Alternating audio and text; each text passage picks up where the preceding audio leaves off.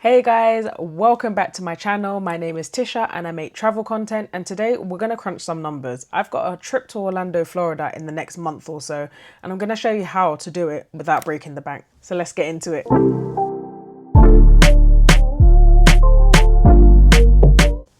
So we're going to get straight into this. I have my iPad, which has all my information. So if you see me look down, that is exactly what I'm looking at. And my phone does have some more information. So if you see me looking at any of my devices, it's literally because I'm trying to give you as much information I can on everything that I have booked. Now, just a disclaimer, you do not have to follow this. This is my version of Orlando on a budget, because this is what was in my budget. You don't have to work to this budget, but this is just a bit of advice and what I did to make it more cost efficient for me. It might work for you, it might not. Do not take it to heart, please. So to get right into it, we are flying with Virgin Atlantic, and I booked it as a package deal for me and my mum for 14 days. So going on with the flight, we are flying from London Heathrow because it's the closest to our house, and it was a little bit easier, and they had a better deal at the time when I booked this, and I booked this well and truly over a year ago.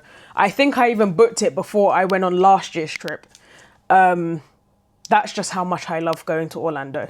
But yes, so we are flying from London Heathrow, and our flight is about 1 o'clock in the afternoon, and we should arrive in Orlando by, I want to say, anywhere between 6 and 7 p.m. I can't remember the complete times completely, but we should arrive there by that time. And then the hotel we are staying in, I'm not going to say the full name just for safety reasons. This video will come out before we actually fly out. But we are staying in one of the Rosen hotels.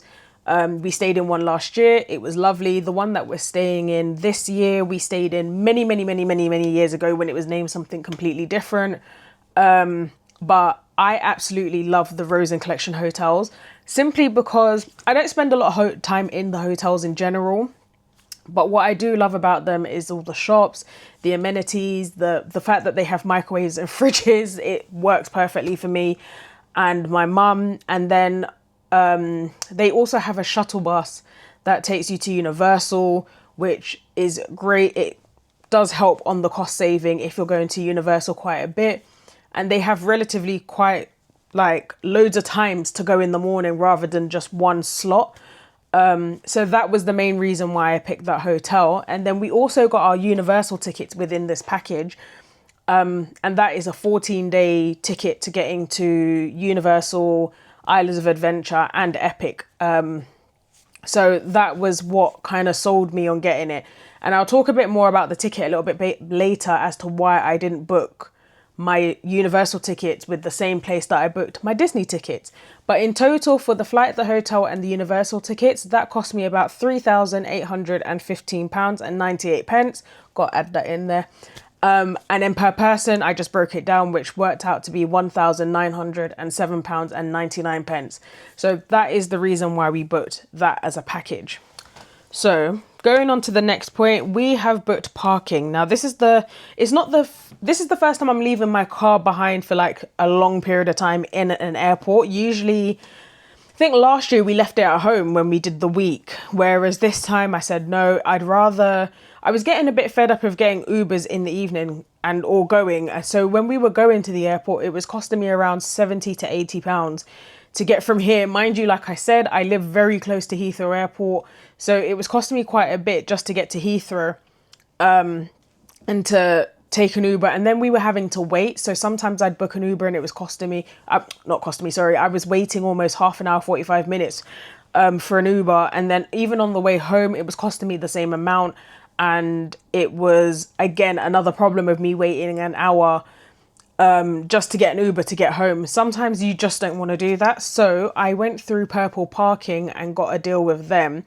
In fact, I actually went through health service discount. So I have an app because I work for the NHS. There's an app, which I'm just going to find. This app. So there's this app here, which is health service. I think it's called health service discounts. And because, like I said, I work for the NHS, I booked through that, and I was able to get 15 days parking for £179. They have a shuttle bus that goes between their location of parking and to the terminal that I need to go to.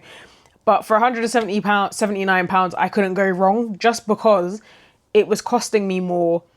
And it was also, I don't have to wait. You give your key over to them. Well, I've never used it before, but based off what the instruction says, you give your key over to them. That's that. That's where it ends. You come back, you call them, you tell them at baggage that you're picking up your baggage, and then they bring your car back around to where you need to. They give you your key back, and that is that. So I will be taking videos and pictures of my car beforehand, just so that I can make sure there is no damage done on their part, and to make sure they're not driving my car, because I really don't trust leaving my keys with anybody else.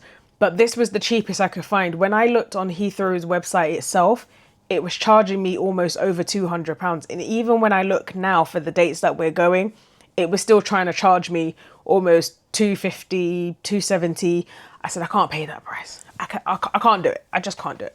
But I have read the reviews for Purple Parking. I did ask a lot of you on Insta what parking is like and if you have used Purple Parking, and I got really good reviews back from that. So that is who I am booking the parking. Well, that's who I have booked my parking with. So we'll move on to the next point. I feel like in these videos I talk so quickly, and it's simply because I just don't want to chew you guys' ears off. I try and make my videos as quick as possible, but with the most amount of information as possible as I can.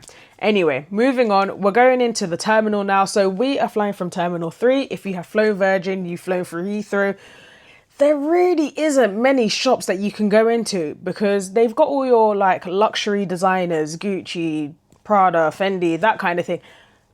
Who is shopping in that terminal when we're about to go to Orlando? Absolutely not. That money is for Florida. Florida only. So anyway, they also don't have a lot of food options, in my opinion, that I would eat. So we have booked Club Room Lounge. And that cost for two people about £96, which I thought wasn't bad. Now, last year when we went Florida, we had booked Number One Lounge, and I'll be honest, I wasn't impressed. It was busy, it was loud, the food wasn't the greatest options. I thought there was going to be a bit more options in food. However, I have had reviews back about Club Room Lounge in Terminal 3, and I have heard nothing but great reviews. So we have booked that one. And we'll probably get there quite early so that we get enough time to just visit and actually chill before the flight. Most people go and be like, but why are you sitting before a flight? Your girl likes to chill. She's going to have a very hefty 2 weeks going on. So that is the plan when it comes to the lounge. It just means I've get more peace before we get on our flight. So to get into the other side now, with attraction tickets, I had booked the Disney tickets, and I booked a 14-day, which included the Memory Maker. So originally the price was, at the time, the price was £1,510. However, I managed to get a £226.50 discount and managed to get the tickets down to £1,283. I'm so sorry, my iPad's now, I don't know why Siri likes to listen. Siri, would you stop? My goodness, Siri's out here listening to me, and I don't know what triggered that off, because I didn't call for him. So I don't know why he's coming for me. Rude. Anyway, so I had paid £1,283.50. If I could get my words out. Sorry, guys. And per person that worked out £641.75. And like I said, I am looking down because I have got the... Like I said, I've got the numbers all crunched and written here. So that is what that is. But yeah, so those are the tickets for 14 days, for two people, including the Magic Memory Maker. And with going back to Universal tickets, which I mentioned before as to why I didn't book it with attraction tickets, is simply because it worked out more booking it with attraction ticket than it did as if I was to book it with Virgin. So I had to weigh up my options, and that's something you're going to have to do, is just research a little bit before you say, yep, that's a perfect price. Just research your tickets and make sure you're going to an actual company. Don't get tricked into going to random companies, because you don't want to do that. You don't want to lose out on your money. So that is who I booked with, and that's why I did that. And then this was a last minute decision. So I have booked the Port Orleans French Quarters for one night for my birthday. Now, some of you are going to go, you're crazy for booking it for one night. It was a last minute decision. I said I wanted to do something really special for my birthday. And I absolutely love going to the French Quarters Hotel. It is probably one of my favorite hotels that I have visited. I've never stayed on, just to put another disclaimer, I have never stayed on a Disney property in Orlando. I have done in Paris, but in Orlando, I have never.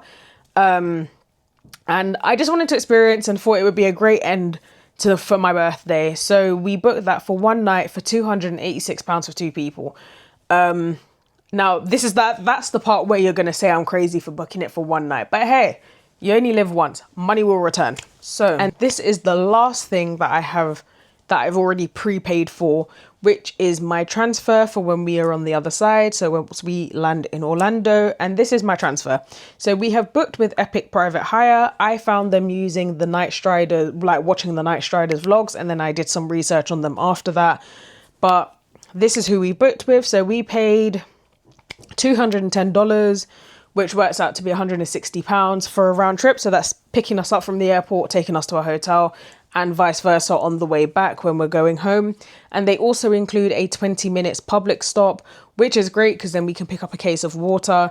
But the reason why I booked a transfer this time was simply because last year when we went, we booked an Uber and we literally landed at 6, managed to get through security, bag check, like picking up our bags by like 6:45, and we didn't get an Uber till well and truly after 8 o'clock. Not doing that again. We waited over an hour and I'm not doing that again. Especially when you've just got off a long flight and you're tired. You don't really want to do all that waiting.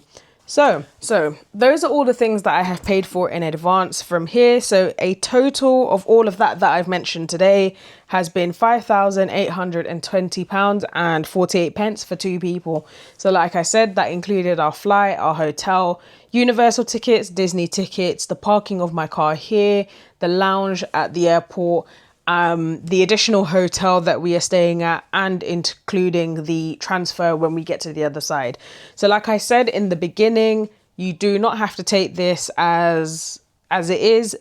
Prices change all the time. Stick to what you want to do and make sure you do it within your own budget. Everybody has a completely different budget. This is my budget for basically staying off property. And I do prefer hotels than villas. I feel like villas for just me and my mum is not worth it because I don't drive over there. And we don't need such a big place. We don't spend a lot of time in the hotels anyway. So this is just what I've done budget wise. And that was what was working within my own budget. But I will do another video once I am back from Orlando. And what I'll do in that one is not discuss this part, but more so discuss like Ubers, how much that cost us, and places that we went to eat, how much that cost us, what we spent on the trip. So I might just include that in either the shopping haul, or I will do a separate mini video that probably wouldn't take that long and just talk about the spending and what we done and just reiterate all the information that I done here. So I'll see how that pans out when I get back. But so with that being said, I really do hope you have enjoyed today's video. Please don't forget to subscribe, because the remaining videos, packing videos, travel day, what we do on our trips, there's so many new things that we are doing on this trip that we haven't done before. So make sure you subscribe, like and comment. Let me know what your advice is. If you have any tips and tricks to save money on booking stuff, places that you have booked. So for example, Attraction Ticket is where I go to, but if you have another website that would help other people. But with that being said, I hope you enjoyed this video and I'll see you in the next one. Bye.